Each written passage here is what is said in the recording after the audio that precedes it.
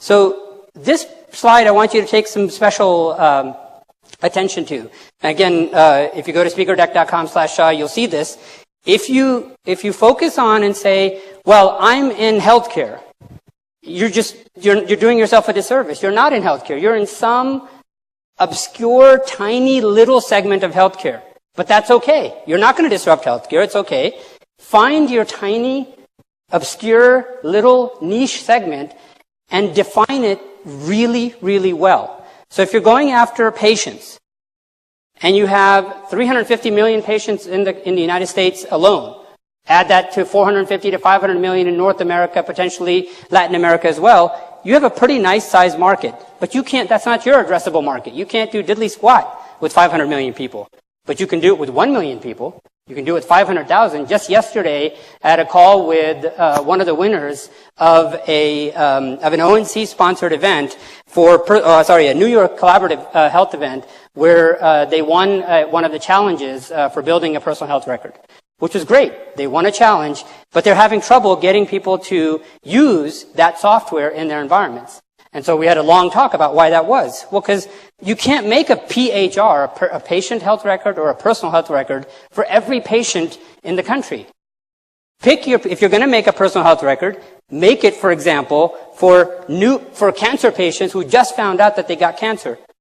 That thing, you may only have 300,000 patients rolling every 3 months, but at least you can identify them, right? That's what this slide helps you do, is to identify where are the costs, where are the patients. So for example, if you're in the lifestyle and fitness business, what are you worried about here? If you look at on the left-hand side, the well patients are 26% of the population, but they only have 4% of the cost. If you're in the business of helping 26% of the population manage their cost, that's just silly. It doesn't make sense. The cost isn't there.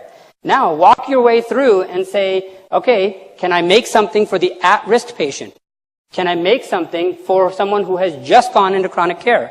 So if I'm in the cost reduction business and I'm trying to focus on reducing costs, should I be focused on one of these three areas where there's 4% of the population but 36% of the cost? Or should I focus on 4% of the cost and 26% of the population? There's no right answer here, by the way.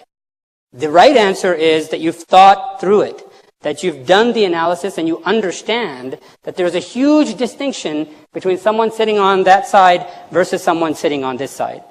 Right? So the key to understanding your customer, and it seems pretty obvious, right? Of course you should understand your customer. The problem is we see dozens and dozens of startups, even big companies in the healthcare sector starting an innovation team. You've got a VP of innovation who hasn't done the basic analysis to say, what am I innovating? What am I trying to do to which patient population, which specific tiny sliver of patients that I'm dealing with?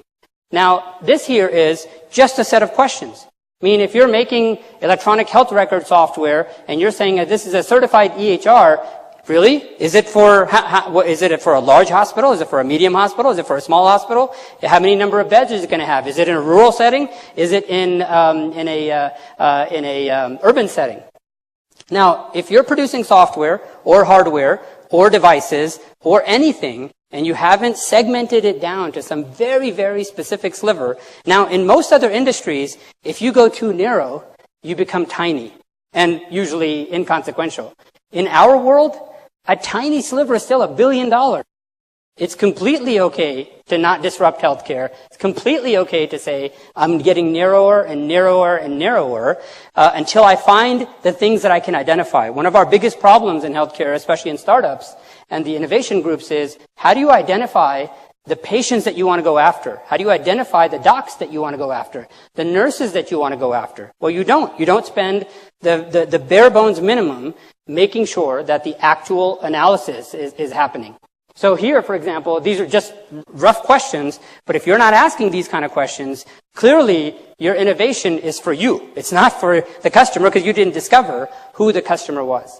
So for those of you who haven't read it, Steve Blank's customer development book sets are pretty good. They're often not used in healthcare, because one of the things he says in his books is you should be living with your customers. So how many of us who are building healthcare technologies actually live with the doctor or live with the patient or live in the hospital or live in the payer community that we're trying to serve? So very difficult. This is not easy. I mean, this should take us months to get done, the research and the analysis necessary, and no amount of software work, no amount of API that we create. So that's a world that I live in. I write APIs for a living. I write software for a living. I write code for a living.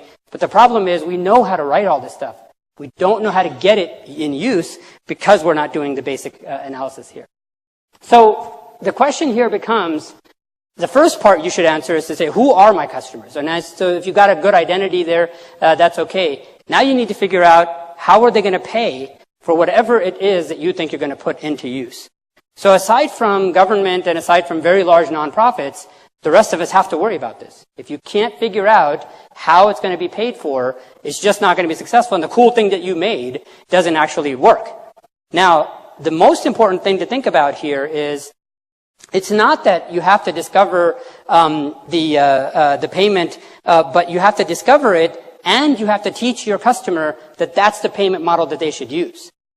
So the best thing to do is figure out if you can get directly paid, that's awesome. But think about the other two, the direct reimbursement and the indirect reimbursement. So CMS is doing a nice thing. I mean, you may have seen the announcement a couple of days ago that they are considering paying through patient-centered medical homes the ability for certain physicians who work through primary care and patient-centered medical homes, the ability to manage chronic patients. 60 days, 90 days, et cetera. It's not a final rule, but it's a proposed rule. That is a huge deal. Why? Because we're talking about something moving from indirect reimbursement to direct reimbursement. If you're working on an innovation and you haven't figured out which category here you fit in, you've got no innovation because you can't get it used anywhere, right? So you got to focus first to say who's the payer, who's the benefitter, who's the user. It's okay if I'm not going to disrupt healthcare. I'm going to dive deep, go narrow, and dive really deep because even a narrow, deep sliver of healthcare is $1 billion market, $100 billion market, $100 million market. Then I figure out where do I sit? Which of these areas can I, not just that I know it, but my buyer knows where they sit. So when you're sitting in front of them, you're doing you're writing a white paper, you got a case study going, you understand what the marketing looks like, you better be showing your customers how to buy the software that you have, how to buy that innovation